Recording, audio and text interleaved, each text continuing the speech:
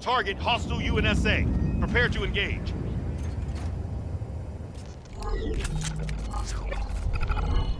Team deathmatch. What's going on, peeps? Mastermyne here. In today's video, I want to talk about Call of Duty Infinite Warfare, the first iteration of the beta that was released and just ended earlier today. And I just want to give my impressions and my thoughts so far on the game. Before I begin, let me just start off by saying there are people way more qualified than me to talk about Call of Duty. I do not consider myself a pro or an expert or anything like that. What I am is a casual Call of Duty player, but with that said, I've played pretty much every iteration of Call of Duty that's ever existed, for the exception of the first two and Black Ops 3. This last one, I just decided that I was gonna give Call of Duty a break. I think it kind of worked out well because now I'm really excited and hyped over the idea of playing the game again. I just needed a break from it. You know, I was getting burnt out. You figure half the year I'm playing the game on and off, you're kind of gonna get tired of it because I don't feel like the iterations have been all that much different from one another. Sure, some of the environments change and the settings change. You know, a lot of the elements of the game kind of remain the same, and you kind of get burnt out on it. That's one of the reasons why I've been so excited for Titanfall and Titanfall 2. I'm not the biggest Battlefield kind of person, or Halo. I do prefer Call of Duty. I got into Doom just recently, so I've kind of been on this first-person kick as of late. So let me begin with the cons. I want to break down the pros and the cons, and I'm going to start with the cons. And keep in mind that the cons are going to be a longer segment of this video, not because I hate what I played or didn't like what I played. It's not really going to be my overall impressions. There are some slight nitpicks right now that I have with it, and that's going to take up a little bit more time to talk about because I want to be a little bit in depth with some of the issues that I have. First of all, the first con is that the game is Call of Duty. Period, end of story. And a lot of the same problems that we've had for previous Call of Duty games do present themselves again with this version of Call of Duty. I don't know if it's because they don't want to change a lot of the formula or certain things, but it's just, and some of the issues aren't necessarily with the actual game. For instance, when you have certain modes, and you'll run into this with almost every first-person shooter, there are a lot of objective problems with players in the community. If you're playing a domination, for instance, there are people who just, they don't want to try to follow the objectives. They just run around the world and camp and try to shoot people, and they play it like it's team deathmatch or free-for-all. And that could be a little bit frustrating if you're actually trying to play the game the way it's supposed to be played. And that's one of the reasons why I actually do like free-for-all, because you don't have to worry about that. It's just man against man, and however anybody wants to play, they can play. You also have the issue of habitual campers, especially you see this a lot in team deathmatch. And this is something that's probably not really going to change. It's much more obvious in this style of game than it is for a game like Titanfall, because Titanfall has Titans, and that's a bit of an issue. I'm going to touch on that a little bit more later on. Some other issues is the negative community chat. It's not really a fault of the game, but I'm still finding a lot of these trolls and a lot of these bullies. You're getting a lot of that still. Issues with, spawn, die, spawn, die, spawn, die. A lot of that is because of issues with the way they handle the way you spawn after you die. But I find that this version actually is a lot better than some of the previous games, so it's not that big of an issue, but it still did present itself a couple of times. There are still some lag and input delay issues, so you want to make sure that you have a good connection. Not everyone's going to have a good connection, so that's going to affect your overall experience at times. There's also this feeling, and it still kind of presents itself, that you walk into a room and you see somebody camping in there, and you go to shoot them, you hit them a couple of times in the head, and then they shoot you once, it seems like, and then you're dead. And some of that could be input lag, some of that could be the gun, some of that could be, the skill level. There's a lot of variations and variables that go into why that may happen. It could be your TV settings, it could be, if you don't have like your TV set on game mode, or, if you don't have certain options turned off, like noise reduction and stuff like that. You might want to have your controller directly wired to your system. All of these different variations can play a role into how precise the game is. And you know, that is somewhat of an issue with Call of Duty, and it's been an issue for a while, and mainly because you can literally kill somebody in 1 to 2 seconds. So it doesn't really give you too much of a chance for error, meaning your skill level error or any errors in how your system may be set up.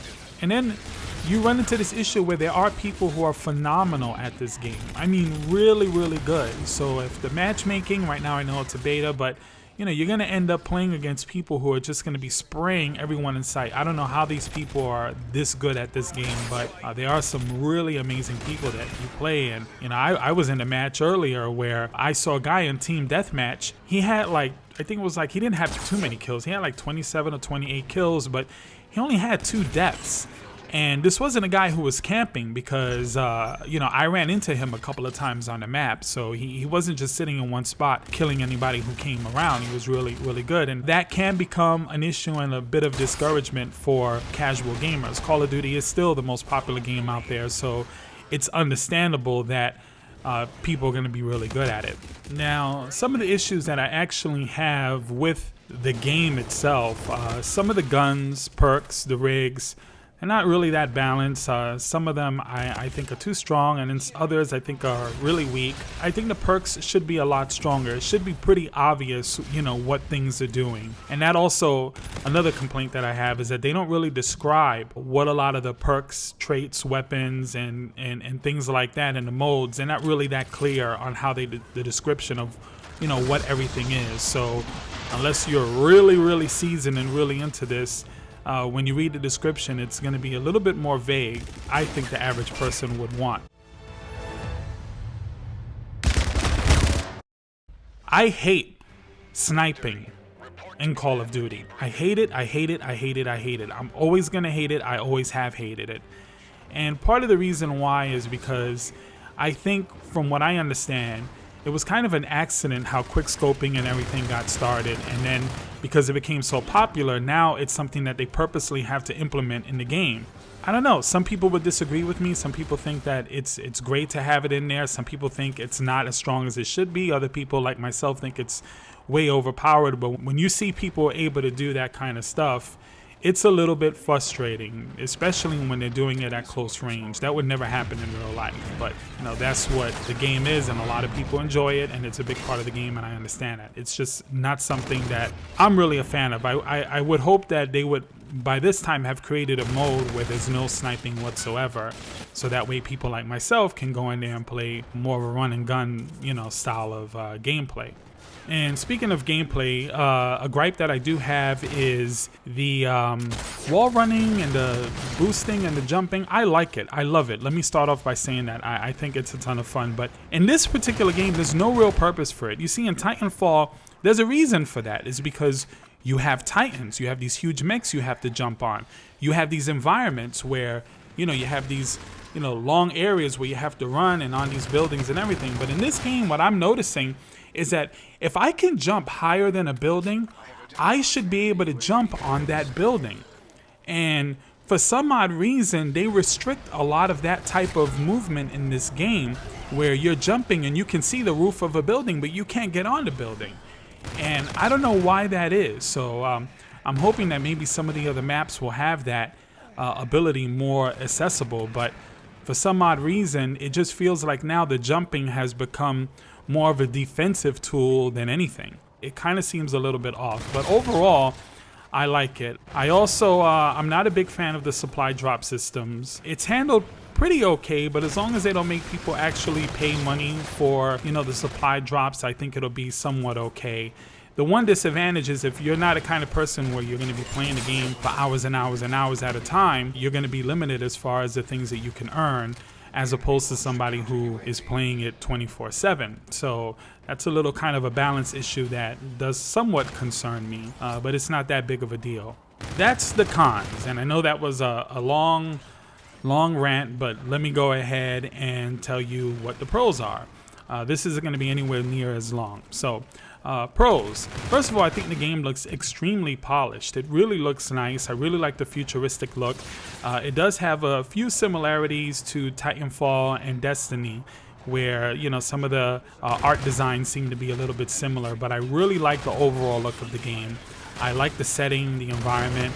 I love the whole idea of space and everything, and it's pretty grounded in reality when you play the multiplayer. I'm sure with the spaceship shooting and all of that that's going to be in the single player mode, I'm sure that's going to be a little bit more over the top. The gameplay for the most part is really tight. I like the controls. It's the same as pretty much every Call of Duty, 60 frames per second, and it just feels fast and intense, and that's a staple of Call of Duty that I think most people who still enjoy Call of Duty really love it for that. As far as the new system is concerned with the rigs, I think this was an extremely innovative way to present something new to Call of Duty.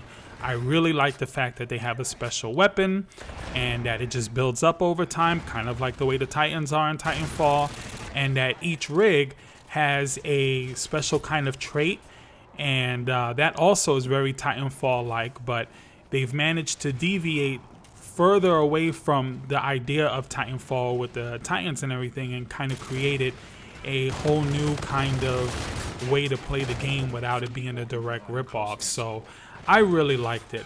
I like the way the rigs look and the different things you can pick, and I like the fact that you can customize, have your different loadouts and also change your rig, so you don't have to like assign a rig to each loadout. So I think that was really smart that they did that. And I'm actually hoping that they strengthen and make those traits and some of their weapons even stronger. Just my opinion. Like I said, I'm not a pro, so I'm not looking at it from that point of view.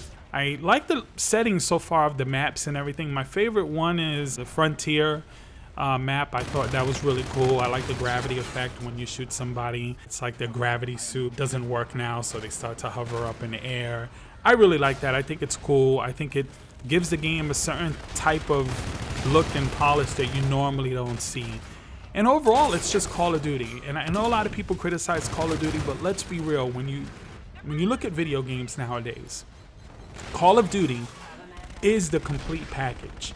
They give you a great single player mode. They always do. They always deliver on that. Some are better than others, but they always deliver on it.